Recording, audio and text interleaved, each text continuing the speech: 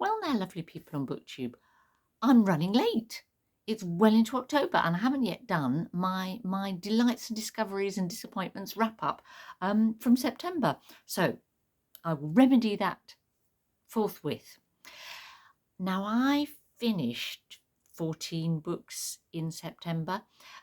So when I do these sort of wrap-ups, I try to focus on the books that I haven't covered in depth elsewhere over the course of the month or coming in future videos, but to really, nevertheless, really draw out my highlights and lowlights. And two of my 9 5-star reads this month, wow, 9, what a brilliant reading month, were books that I read for the Booktube Prize. And I've done a video where I review do some mini reviews of the 6 finalists for the Booktube Prize. So I'm not going to talk about the Prettiest Star or Shuggie Bain, both of which were wonderful reads. But what I will do is say, you too can be a Booktube Prize judge, and please consider it. The sort of judge announcement video for people to sign up for next year has just come out. I will link to it below. The Booktube Prize is going to need more judges next year because it's adding a third section. So it has fiction, non-fiction. It's going to have translated fiction, which is wonderful, but means we need a new raft of judges to do that. And the commitment is that you have to judge at least one round. And when you judge that round, you will have to read 6 books over the space of 2 months, or 6 if you haven't read any of them before, as it happens. You will get to read 6 of the sort of 2021's most interesting books,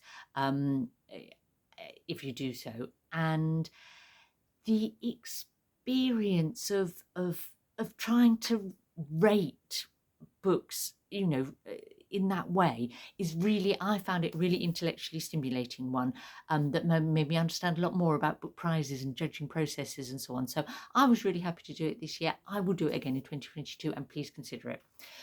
There we go, advert over. Now, so what other splendid things did I read in September? I dipped my water into Shaketember, the new name for ShakeTube, and read Othello, which I've done a discussing drama video about with Tilly, so I won't say anything about that here. The other thing that I did was read some the first 30 in Shakespeare's 154, is it, sonnets? And this gives me the excuse to say a second kind of like advert, as it were, which is that Too Tight Lautrec has restarted the Shaky Sonnets show. We're starting with Sonnet 61 and heading onwards.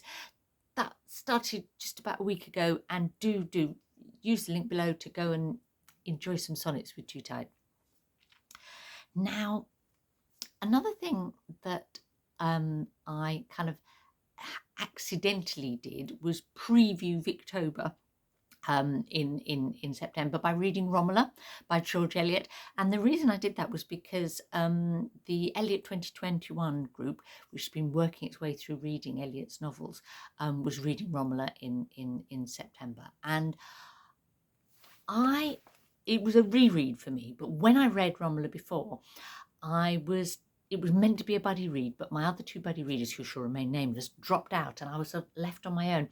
And of all Eliot's books, I think it's probably one that most benefits from being read with a group of people who will share ideas and thoughts and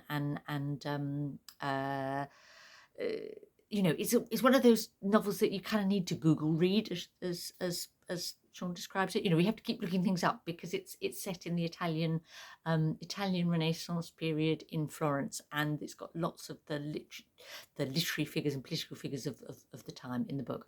So it was lovely to read it with a group of people. But I think my buddy reads of Romola are a bit jinxed, because part way through reading it, poor old Kim, who was leading the group read, got COVID-19, so wasn't actually able to finish the book until a bit later. But it's still, it was still a good experience. It's not my favourite Eliot, I have to say. which doesn't mean to say, I mean, that it's all relative, isn't it? You know, compared with most books, any book by Eliot is sublime, but I didn't love it with the passion that I have for, say, Middlemarch or Adam Bede, and which I think I'm going to have for Daniel Deronda, which I'm reading at the moment for real Victober. Another Booktube event that I sort of preempted in September was LatinxAthon. Now, LatinxAthon last year was in September, so I was kind of expecting it to be then, but actually this year it's happening now at the beginning of October. But I went ahead and read my Latin American inspired sort of selection in September, as I'd intended to. What did I read for that? 4 things. 2 were Clarice Lispector novels. She's a Brazilian, 20th century Brazilian writer that I have a bit of an obsession about, and I read a new Lispector novel, new to me, I mean, Chandelier, which is, I think, possibly her most difficult novel. Now, all Lispector novels are, in inverted commas, difficult, in that she's an unusual and challenging author who I think is very special. In some ways, Chandelier was less easy to love, I suppose, than some of the others, but it was still such a rich experience in terms of language and ideas that it was still a 5-star read, even though it's not my Lispector, my top Lispector, I suppose. I think my actual top Lispector is probably Agua Viva, and I reread that this also in September alongside Alan of Big Hard Books of Classics and the Uniform Codex Cantina. And rather than me talk about Agua Viva, which I've talked about before on this channel, I'm going to link you below to the really excellent video by Una and Crypto of Codex Cantina about Agua Viva, which I strongly recommend watching if you're the least bit interested in Clarice Lispector.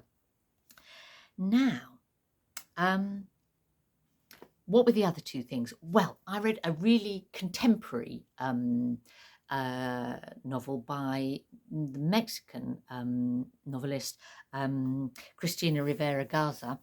And, well, when I say contemporary, it's from the 2000s, early 2000s, translated by Sarah Booker. A brilliant translation, I thought, because this is a wonderfully weird short novel. How to describe it? Heaven only knows. It's kind of about a rather lonely and anxious psychiatrist working in this sort of isolated hospital by the sea, asylum, I suppose, by the sea. And these 2 women turn up at his house. One of them is his ex-lover, and one claims to be the Mexican author, Amparo Davila, except there's also a real Amparo Davila that he goes and meets, but yet she's kind of like a substitute Amparo Davila, and it's all about identity and sanity and gender and reality, and yeah, excellent book. It probably, do you know, in any other month I probably would have given it 5 stars. I was getting so many 5-star reads this book up the month. I thought, oh, this one's going to have to be a 4-star, but I don't know why really, because I suppose it's not perfect. Sometimes it really does just go off on one perhaps a bit too much, you know, in an overly convoluted way, maybe.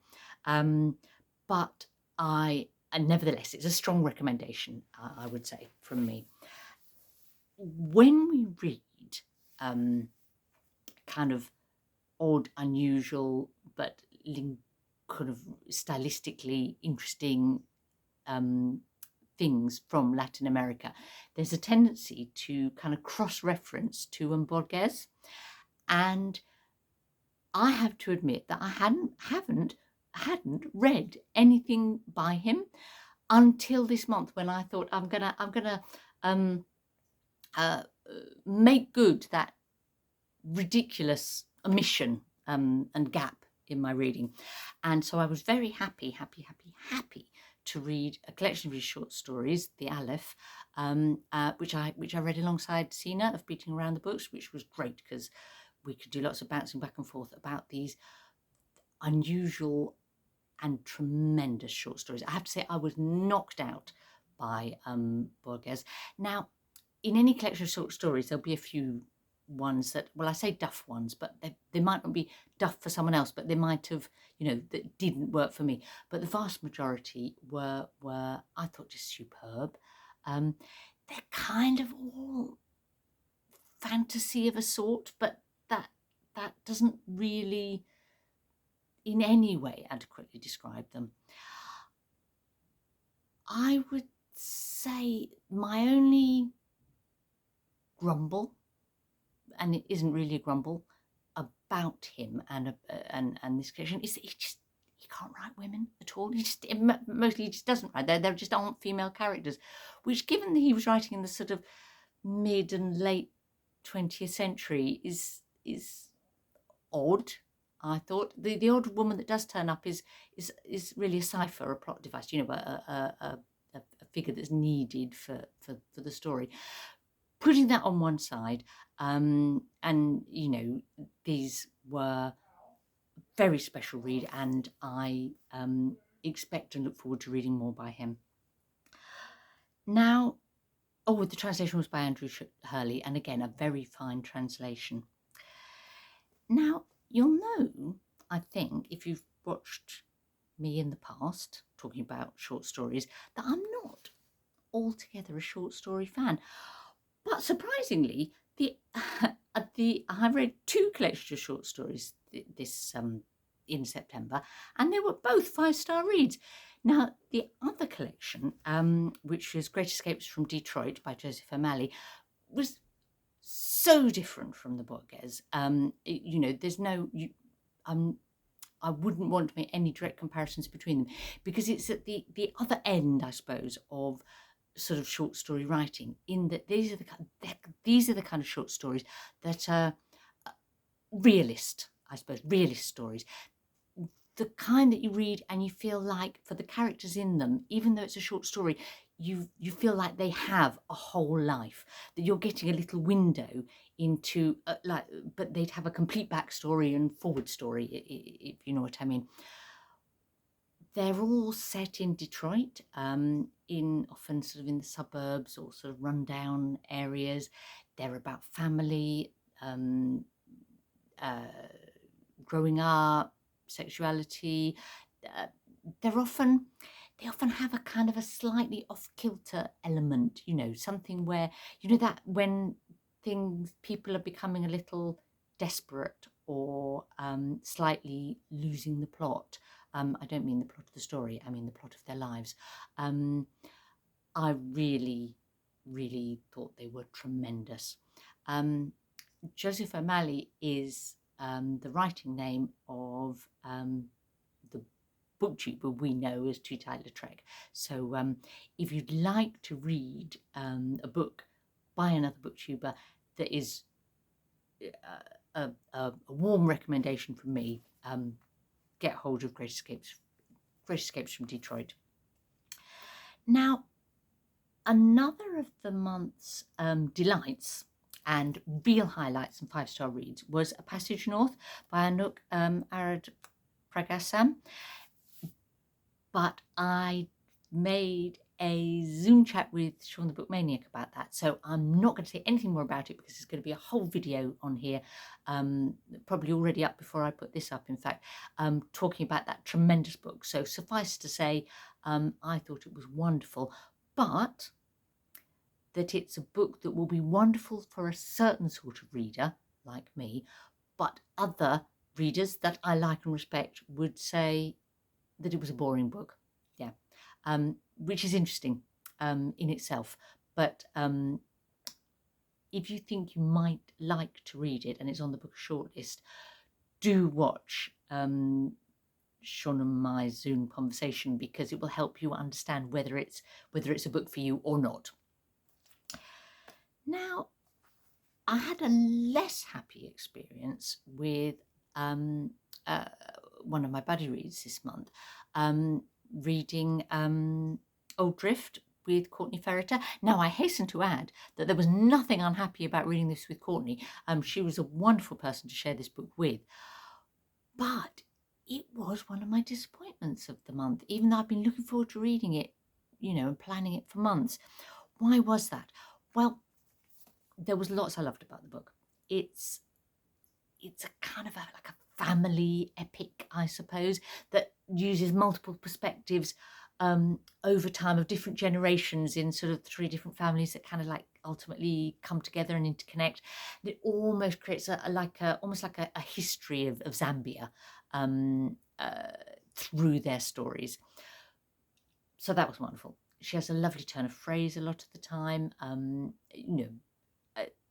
It could have been a 5-star book for me, but I had failed to understand or remember or realise or recognise that she was writing a science fiction novel. She that was her idea, and I didn't get that. And in fact, the odd thing is that most of the novel is not a science fiction novel, and then it kind of, the last chunk, the science fiction elements kind of come to the fore, and I can see why she did that, and it makes sense, but it didn't work for me. I didn't like that way of ending the book, going off into sort of the near future. But I could see that it was clever and thoughtful, and it was a way of saying things that she, Serpell, wanted to say. But yeah, it spoiled the book for me personally. Wouldn't necessarily spoil it for you. Yeah, especially if you knew that properly in advance. My other disappointment of the month was, I think, one of those occasions where maybe they're both, but where my expectations were high, and so I was disappointed. I'm trying to read a graphic novel most months at the moment, to kind of get in tune with how graphic novels work, because I've struggled with that in the past. And so I was really looking forward to reading Red Rosa by Kate Evans, partly because if you, like me, watch videos that Britta Bola puts out, Red Rosa is a book on the shelf behind her head as she makes her videos, and it's a graphic biography of Rosa Luxemburg. And why was it a disappointment? Because I think I've been learning to appreciate in graphic novels how the author gets a balance between images and text. And for me, this book was overbalanced towards text and neglected the images. So one of the things that Kate Evans was trying to do was use as much as possible Rosa Luxemburg's own words.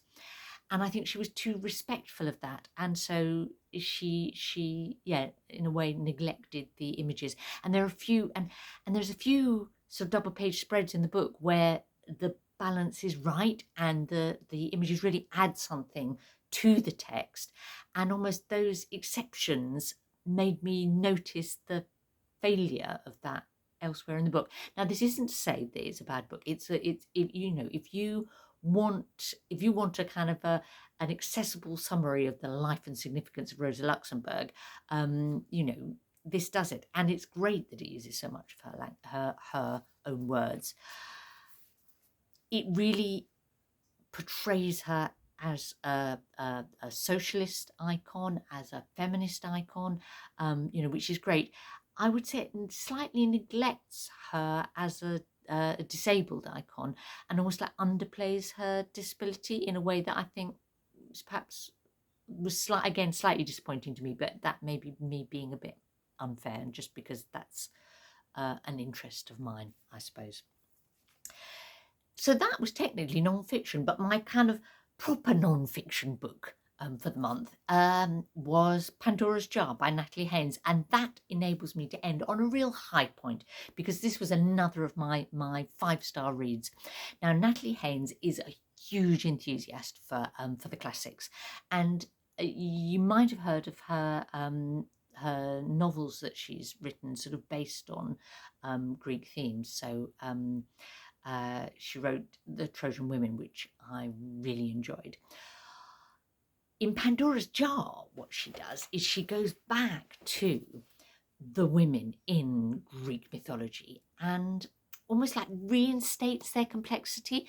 You know, the point that she explains in this book is that our understanding of figures like Jocasta or Penelope or Medea and so on is coloured by the retellings of those myths over the centuries, and that these have really mostly been by men and have kind of narrowed down those characters in a way that limits them, in a way that perhaps when they were much richer and more complex in the original, the earliest versions, and the multiple versions that there were of them in myth and in Greek literature written at the time. So a really enjoyable book for anyone who's interested in both feminism and classical mythology. So that was my wonderful reading month in September. I hope you had a brilliant September as well, but you've probably half forgotten it by now, because by the time I get this video up, but nevertheless, do share things in the comments if you'd like to.